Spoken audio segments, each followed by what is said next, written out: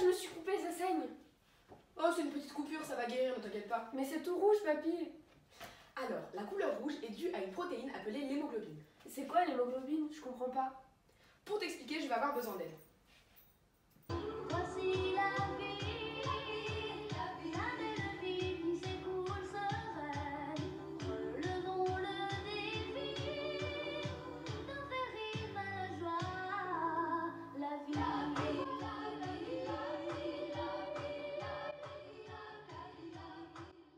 Bonjour, je m'appelle Margot. Et moi, Veriane. Vous regardez Il était une fois la vie et aujourd'hui nous allons parler de l'hémoglobine.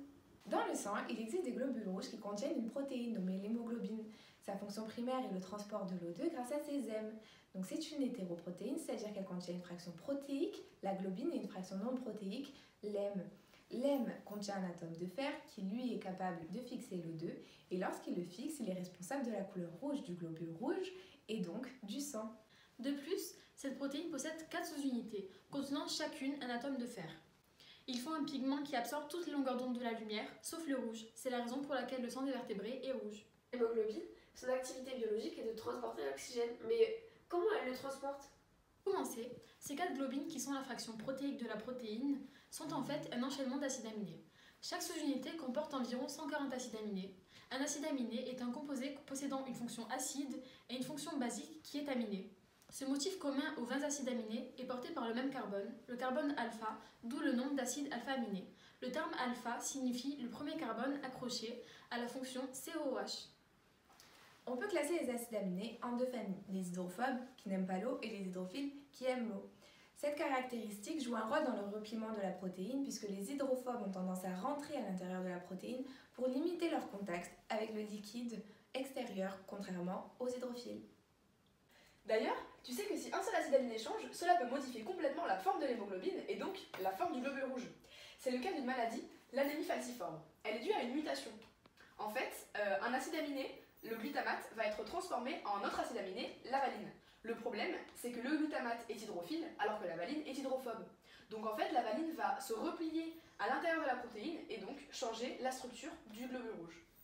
Le globule rouge, qui doit d'habitude être rond, va être en forme de croissant, et ces croissants vont former des agglutinates dans les vaisseaux sanguins. Cela va provoquer une mauvaise circulation sanguine. Donc en fait, si j'ai bien compris, les acides aminés sont très importants dans la structure des protéines. Mais comment ils sont liés entre eux, ces acides aminés? C'est par un phénomène qui s'appelle la traduction. Bonjour, je suis le ribosome, je suis l'acteur principal de la traduction. Mais avant moi, il y a ce qu'on appelle le phénomène de transcription. En fait, l'ADN code pour les acides aminés qui constituent la protéine. Le problème, c'est que l'ADN est incapable de sortir du noyau. Il est alors transcrit en ARN messager que je suis capable de lire à l'extérieur du noyau. En fait, l'ARN messager est composé de nucléotides et un enchaînement de 3 nucléotides constitue un codon. Et c'est là que j'entre en jeu. Je suis composée d'une grosse sous-unité et d'une petite sous-unité qui se positionne sur l'ARN messager en sandwich. Je suis alors capable de lire un codon, ici le codon start, et j'appelle l'ARN de transfert qui va amener l'acide aminé correspondant. C'est ce qu'on appelle l'initiation. Méthionine! Vient ensuite l'élongation. Je me décale d'un codon pour pouvoir le lire et j'appelle l'ARN de transfert associé à un nouvel acide aminé. Valine! Les acides aminés se lient ensuite par une liaison peptidique, et ainsi de suite jusqu'à la terminaison. Une liaison peptidique est une liaison covalente qui s'établit entre la fonction carboxyle portée par le carbone alpha d'un acide aminé et la fonction amine portée par le carbone alpha de l'acide aminé suivant dans la chaîne peptidique. Au suivant!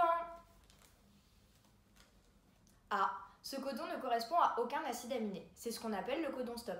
J'ai alors fini mon travail pour cette protéine. Tu vois cet enchaînement d'acides aminés? C'est la structure primaire de la protéine. Mais il existe aussi d'autres structures qui vont lui permettre de se replier sur elle-même afin d'atteindre sa forme fonctionnelle. Tout d'abord, il y a la structure secondaire. C'est le repliement de la protéine en hélice alpha et en feuillet bêta. Ensuite, il y a la structure tertiaire. C'est le repliement 3D de la protéine. Et enfin, il y a la structure quaternaire. Celle-là, elle ne concerne que les protéines qui ont plusieurs sous-unités. Par exemple, l'hémoglobine que tu peux voir ici. Ah d'accord, papy. Donc en fait, après la traduction, la protéine, elle se replie sur elle-même. Mais elle servent à quoi toutes ces structures? Ces différentes structures vont permettre à la protéine d'assurer son activité biologique.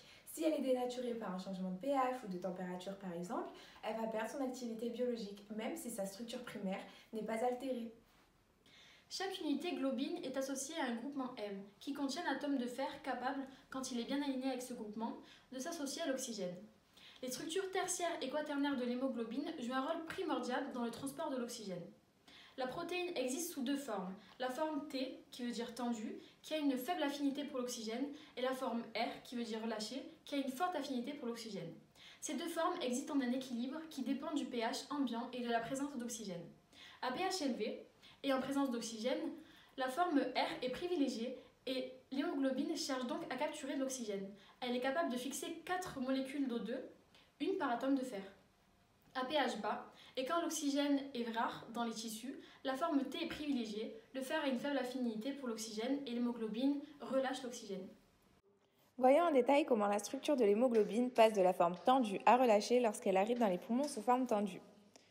Nous prenons comme support la courbe du pourcentage de saturation en dioxygène en fonction de la pression en dioxygène.